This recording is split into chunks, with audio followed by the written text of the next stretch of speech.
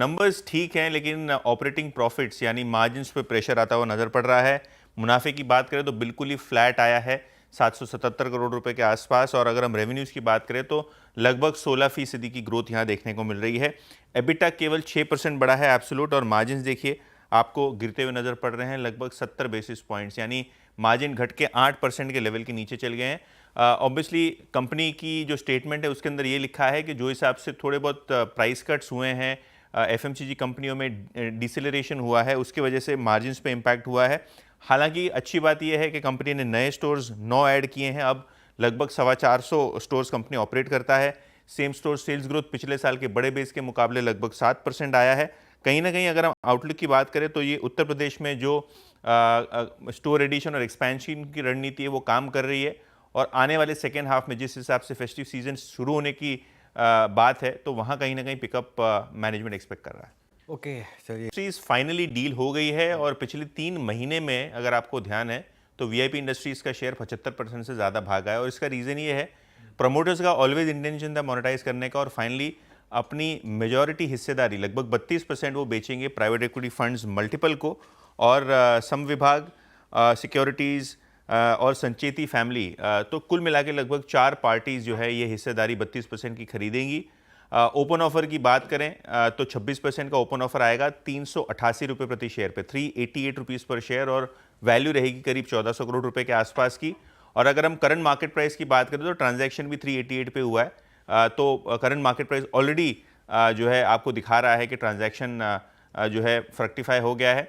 Obviously अगर हम बात करें तो पियर सेट में सफारी इंडस्ट्री जैसी कंपनियां जो फोकस में रहेंगी, लेकिन हाँ वीआईपी 388 पे डील और 450 रुपये के आसपास का दाम, तो देखते हैं कैसे रिएक्ट करता है, क्योंकि ऑलरेडी जो ऑफर प्राइस है उसके ऊपर शेयर चल रहा है। 380 लॉन्च कर रहे हैं, लगभग 3900 करोड़ रुपए के आसपास का ये ओपन ऑफर साइज है, और अगर हम प्राइस कहें ओपन ऑफर की तो 3417 रुपये 77 पैसे, यानी 3418 के आसपास आपको ये ट्रांजैक्शन प्राइस होता हुआ नजर पड़ रहा है। ऑब्वियसली उससे ऊपर है आपका करंट मार्केट प्राइस, लेकिन एक बात इसमें बहुत सही है कि आप जितने भी शेयर टेंडर करेंगे 3418 रुपये वो एक्सेप्ट हो जाएंगे, क्योंकि 100% एक्सेप्टेंस रेशियो है।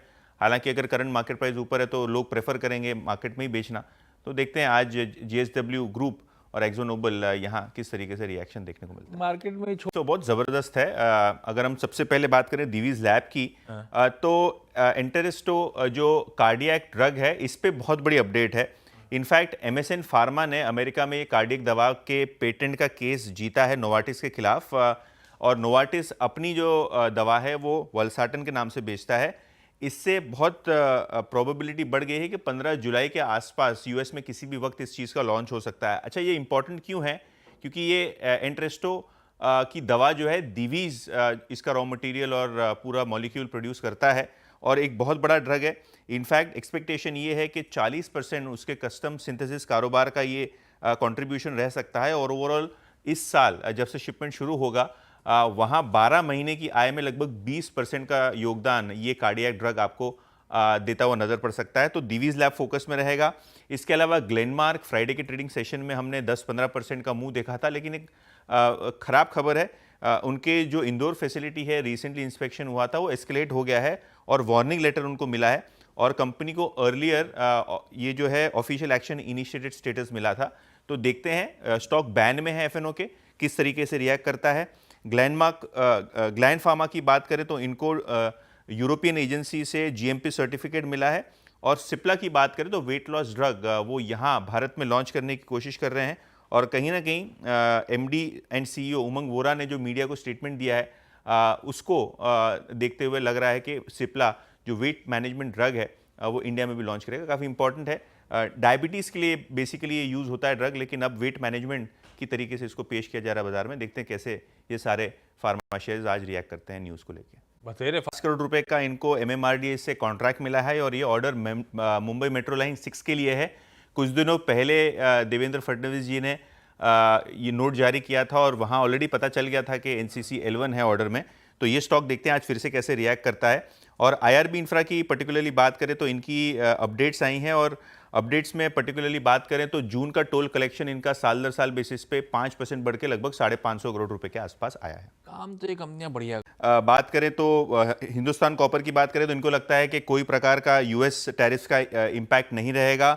कोल्टे पाटिल की बात करें तो यहाँ कलेक्शंस जो हैं इनके लगभग 22% बढ़े हैं सीक्वेंशियली, और साल दर साल बेसिस 11% बढ़े हैं। तो क्वार्टरली अपडेट में ये है। सूला विनियार्ड्स, ये काउंटर भी हम नज़र रखेंगे क्योंकि इनका जो Q1 अपडेट है यहाँ रेवेन्यूज़ 8% गिरे हैं, खुद की ब्रांड लगभग 10% गिरी है। हालांकि वाइन टूरिज्म जो इनका रिसॉर्ट है यहाँ आए लगभग 22% बढ़ती हुई नज़र पड़ रही है। आशियाना हाउसिंग का अपडेट आया है, कुल एरिया यहाँ लगभग 6 लाख स्क्वायर फीट इन्होंने बुक किया है, जो पिछले साल ये नंबर लगभग 4.5 लाख के आसपास था। तो यहाँ अच्छी ग्रोथ जंप देखने को मिल रहा है और वैल्यू ऑफ एरिया सोल्ड दुगना हुआ साल दर साल बेसिस पे लगभग 431 करोड़ के आसपास। एम्बर एंटरप्राइज की बात करें तो यहाँ इन्होंने 2500 करोड़ रुपए रेस करने का एनेबलिंग रेजोल्यूशन पास कर दिया है। नवीन फ्लोरिन 750 करोड़ QIP के जरिए इन्होंने रेस कर दिए हैं और यहाँ पूरी तरीके से QIP सक्सेसफुली कंक्लूड हो गया है। ओके।